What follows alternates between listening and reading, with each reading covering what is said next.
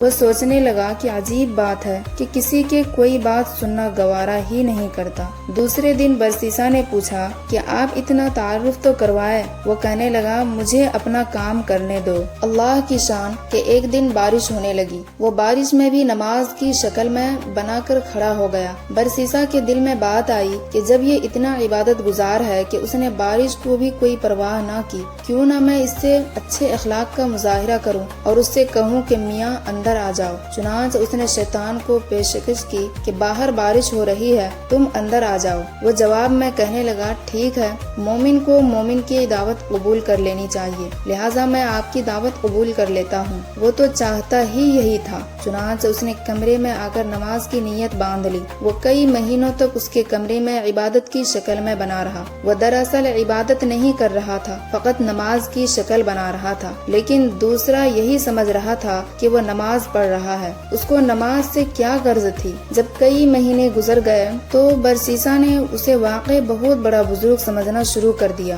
اور اس کے دل میں اس کی عقیدت پیدا ہونا شروع ہو گئی۔ اتنے عرصے کے بعد شیطان برسیسا سے کہنے لگا کہ اب میرا سال پورا ہو چکا ہے، لہٰذا میں اب یہاں سے جاتا ہوں، میرا مقام کہیں اور ہے۔ روانہ ہوتے وقت ویسے ہی دل نرم ہو چکا تھا، لہٰذا وہ برسیسا سے کہنے لگا اچھا میں جاتے جاتے ایک ایسا تحفہ دے جاتا ہوں جو مجھے اپنے بڑوں سے ملا تھا۔ وہ تحفہ یہ ہے کہ اگر تمہارے پاس کوئی بیمار آئے تو اس پر یہ پڑھ کر دم کر دیا کرنا، وہ ٹھیک ہو جایا کرے گا۔ تم بھی کیا یاد کرو گے کہ کوئی آیا تھا اور تحفہ دے گیا تھا؟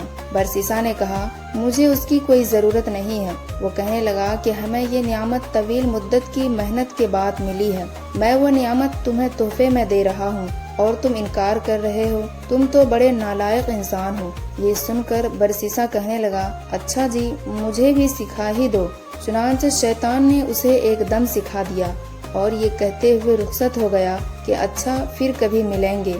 وہ وہاں سے سیدھا بادشاہ کے گھر گیا۔ بادشاہ کے 3 بیٹے اور 1 بیٹی تھی۔ شیطان نے جا کر اس کی بیٹی پر اثر ڈالا اور وہ مجنونہ سی بن گئی۔ وہ خوبصورت اور پڑھی لکھی لڑکی تھی، لیکن شیطان کے اثر سے اسے دورے پڑنا شروع ہو گئے۔